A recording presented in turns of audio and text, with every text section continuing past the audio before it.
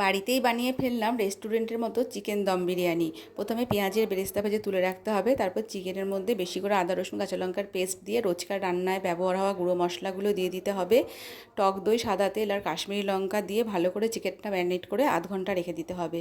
তারপর হাঁড়িতে জল দিয়ে তারপর সব রকম গোটা গরম মশলা দিয়ে নুন দিয়ে কাঁচা লঙ্কা, পুদিনা পাতা, লেবুর রস দিয়ে চালটাকে হাফ সেদ্ধ করে নামিয়ে রাখতে হবে।